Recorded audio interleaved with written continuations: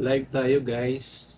Update live lang uli ako dito sa page ko para magkita-kita tayo ulit dito sa live. And of course, mangangamusta na rin sa mga kaibigan natin dito sa Facebook. Kasi may pinost akong video about dagdag na income. Kasi napapanahon ngayon na pag-usapan po yung dagdag na income dahil hindi mataas ang sahod sa Pilipinas, pero mahal ang mga bilihin. So, masarap din pag-usapan, pagkwentuhan, para makapagbigay tayo ng idea sa ating mga friends na malamang nandyan sa abroad or nasa Pilipinas, kung ano yung pwedeng gawin natin para madagdagan yung ating income. So kami po kasi ay masigasig kami mag-promote ng aming pinopromote. Pinopromote namin to sa offline, dito sa Pilipinas. Minimit namin yung mga friends namin sa coffee shop, sa mga restaurant, or minsan nasa house nila kami na kung saan napag-uusapan namin kung paano kami mag-generate ng dagdag na income. So yung ginagawa namin, sinishare namin sa kanila, and there are some na nakikita nila yung advantage para madagdagan yung income, but there are some na hindi pa nila nakakita yung advantage at kung paano nila gagawin para madagdagan yung income. Ganon din sa mga friends namin dyan sa abroad, mga OFW, na kung saan nasi-share din namin yung ginagawa namin. And also, there are some friends na nakikita din nila yung advantage kung paano mo dadagdagan ang income, especially pag yung opportunity ay pwedeng gawin online using Facebook or other social media platform na kung saan ay pwedeng gawin after ng work nila dyan sa abroad bago sila matulog, siguro mga 3 to 4 hours, 2 hours in a day, or pag day off, yun, tinuturuan namin sila kung paano gagawin. And yun ang maganda kasi kung ang opportunity para mapagkukunan natin ng dagdag na income ay pwedeng gawin online, may mga presentation online, kasama yung mga trainings na provided ng company, mas madali kasi yung pinoprovide ng company ng mga trainings online para matutunan mo or matutunan natin, matutunan ng ating mga kaibigan, isesend na lang natin sa kanila sa messenger nila, tapos palalahanan na lang natin sila na panoorin after their office hour pag walang ginagawa para matutunan yung business or opportunity para sa dagdag na income. Same here in the Philippines. Ganun din po yung ginagawa namin sa online social media. Sinesend namin sa kanila mga messenger, sa group chat or group page, yung mga info o mga basic trainings na pinoprovide ng company online. So easily natututunan nila yung business, yung opportunity, paano kumita ng dagdag na income.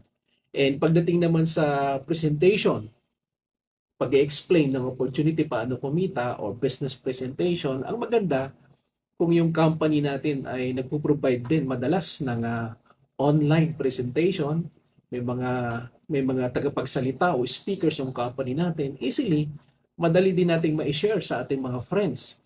Kunyari, nandiyan ka sa abroad, pwede mong i-share sa mga friends mo dyan sa abroad, even here in the Philippines, sa mga kamag-anak mo, send mo lang sa messenger nila, sasabihin mo lang na panuorin pag walang ginagawa kasi maganda as source ng income, dagdag na income dahil kulang nga yung income ng karamihan. Siyempre, ang hirap naman maging masaya kung kapos lagi, 'di ba? May gusto kang bilhin, hindi mo mabili. Yung pangangailangan sa pamilya, hindi enough para ma-sustain every month. Minsan mas maraming utang, marami nang nasasanla and everything. So kulang talaga eh.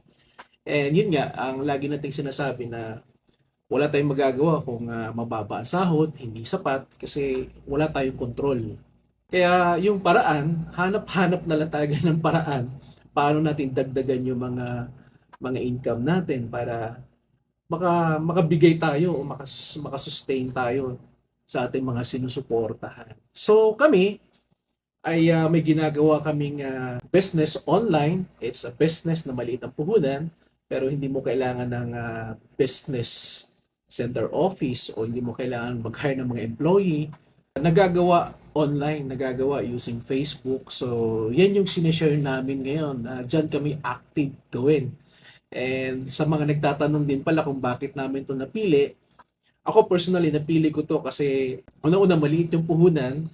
Hindi ko kailangan mag-rent ng office outside na malaki o kumuha ng tauhan. Wala akong masyadong malaking OPX dito sa ganitong klaseng business. So, napili ko siya. Luckily, nagiging successful ako sa mga company na napupuntahan ko, pinopromote ko, and also mga products na pinopromote namin. Hindi ako nalugi, hindi ako naka-experience na hindi bumalik ang puhunan. In fact, syempre bumalik ang puhunan, tumubo tayo, kumita tayo.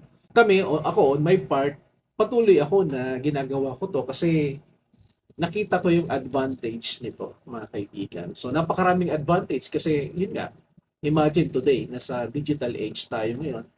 And kung matututunan lang natin na gawin ito sa online, pag nasa bahay tayo, na pwede rin naman gawin offline, malaking bagay. Kasi kung online, ang puhunan mo lang, internet lang.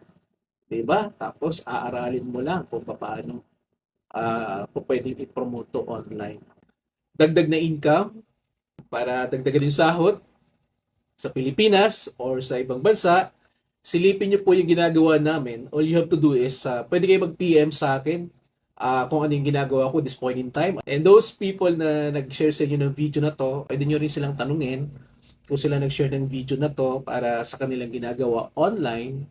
Tanungin nyo sila kasi baka maganda yung ginagawa nila ngayon online, napapanahon.